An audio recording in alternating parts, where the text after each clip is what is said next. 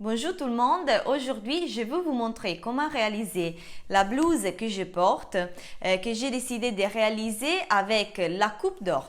Moi j'utilise les suppléments 316 et les modèles est le numéro 184. Donc moi j'ai décidé de réaliser cette blouse avec le col cache-cœur et donc c'est pas avec un col arrondi et j'ai décidé de enlever le pince et mettre un élastique au-dessus de ma taille. Donc on va voir comment réaliser les patrons et après on passe à la confection. J'ai mis mon épingle sur 80 qui est monture des poitrines et après j'ai commencé à dessiner tous les patrons en mettant tous les points comme les petits patrons. Et après, je vais dessiner les patrons avec les règles de la coupe d'or.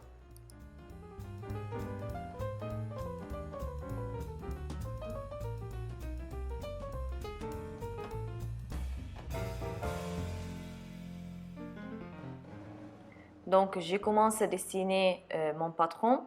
Celui-là, c'est le demi-devant. J'utilise ma courbe. Maintenant, j'utilise la courbe pour réaliser les cols, l'épaule et les manchures.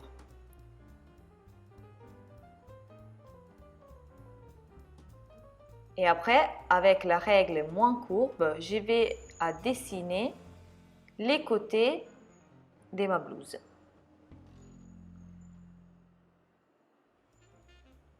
Je vais à dessiner aussi le pince, aussi si dans ces patrons je n'utiliserai pas le pince, mais je vais mettre de l'élastique. Mais si je veux réutiliser ces modèles, je peux les réutiliser avec le pince. J'ai fait une petite maison pour réaliser la pince, comme d'habitude.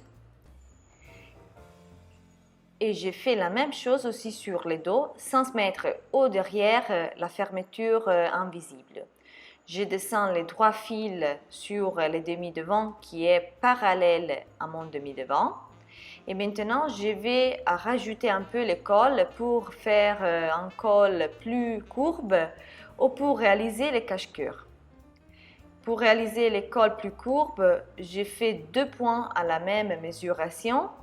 Et après, j'utilise la courbe pour réaliser les cols plus courbes. Maintenant, je vous montre comment réaliser les cache-cœurs. Pour réaliser les cache-cœurs, je dois regarder celui-là qui est les demi-devant. Et maintenant, j'utilise la règle moins courbe et je vais rajouter 7 cm sur l'ourlet. Voilà, j'utilise une autre couleur. Et après, toujours avec la règle moins courbe, je commence à partir de l'épaule et j'arrive à dessiner mon cache-cœur. Je dois me souvenir, celui-là c'est le demi-devant, donc où sera la croix de ma blouse. Et si je veux l'arrondi moins courbe, donc plus serré, je fais comme ça pour réaliser les nouveaux cache-cœurs. Maintenant, on passe à la confection. Celui-là, c'est toujours le demi-devant.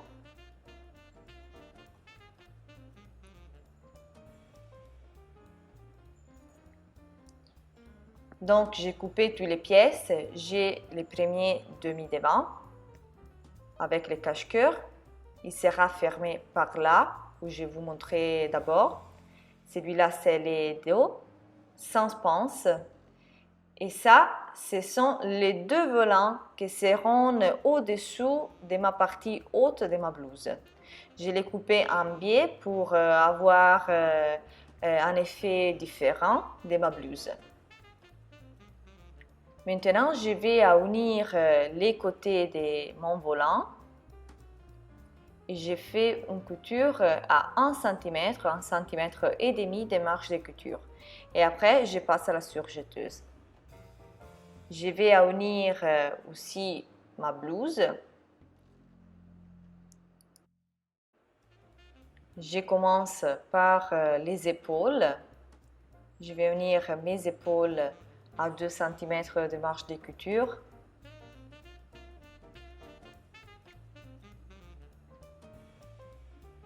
Et après, je passe aux côtés de ma blouse. Donc, comme vous savez, je n'ai pas dessiné les pinces sur ma blouse parce que après, je vais mettre un élastique.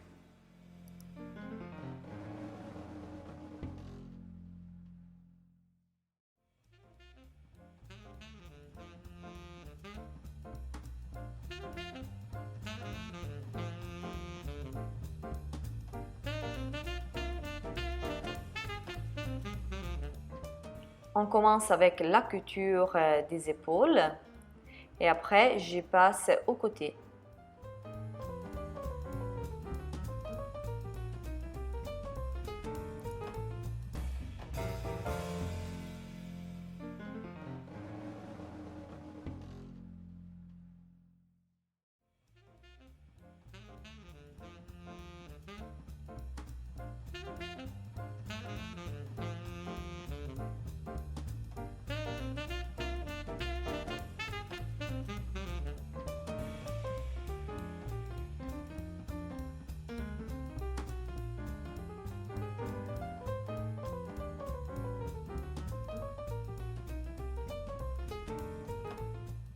Maintenant, il faut passer toute notre blouse à la surjeteuse. Les tensions sont toujours à 4, la longueur c'est à 3 et le différentiel c'est neutral. Donc, je vais poser vraiment à côté du couteau et je vais surjeter vraiment à fil en regardant où va bâtir notre aiguille. Et après, je peux passer au biais sur les cols et sur les émanchures.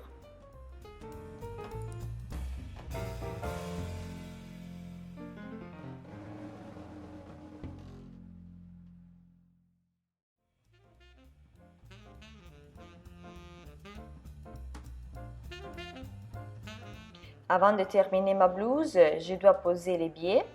Et pour poser mon biais, je vais le mettre sur le cache-cœur. Et je vais replier ma pliure et je vais poser mes épingles vraiment sur les marges de couture. Et après, je vais coudre directement où j'ai posé mes aiguilles, mes épingles. Ça sera tous à côté. Je dois ouvrir les coutures de mes épaules et je vais continuer à poser mes épingles sur tout mon biais.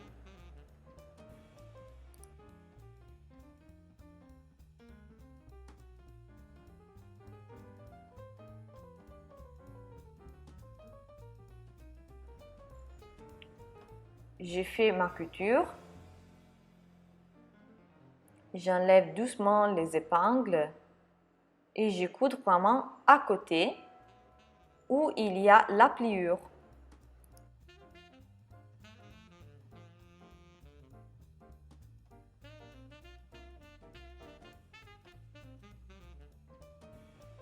Maintenant, avec ces pieds de biche, avec la lame, je peux coudre vraiment à côté mon biais que j'ai replié 2 fois à l'intérieur, comme ça. Ainsi, je peux faire une couture vraiment propre. Je bouge un peu mon aiguille sur les côtés à droite et je commence à faire mon couture. Comme vous voyez, le résultat est nickel. J'ai fait la même chose aussi sur les manchures et je laisse ouverte directement au-dessus de mon assiette. Je commence donc à coudre par ici, j'arrive à la fin et je vous montre après comment faire pour terminer votre couture.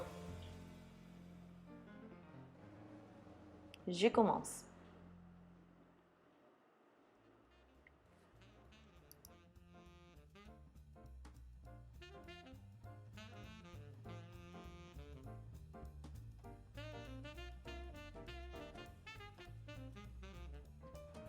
Une fois qu'on est arrivé à la fin, je dois regarder où il y a la ciel. Donc, je vais faire une rayure avec mon crayon tout droit.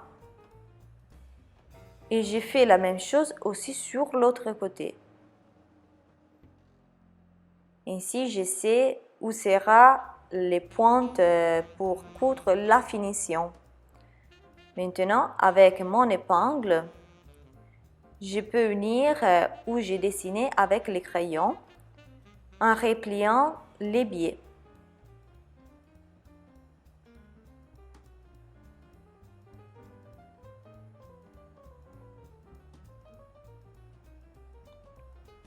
Je coude directement ici et après je peux continuer avec ma couture. Il faut faire toujours des points avant et arrière.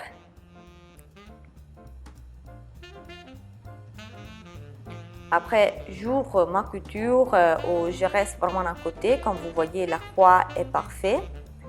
Et maintenant, je peux continuer avec ma couture en repliant 2 fois notre biais. D'abord, je dois couper les tissus en excès qu'il y a sur ma blouse. Maintenant, ma blouse est cousue et je dois mettre mon volant.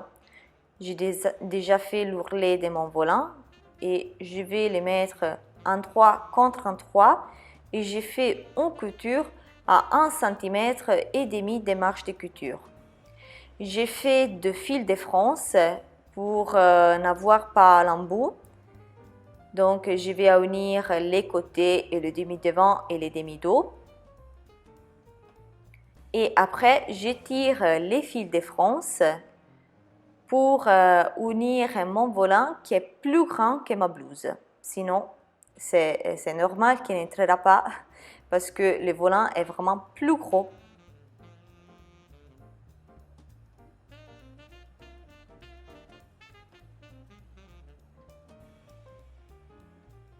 Comme vous voyez, ça c'est l'embout.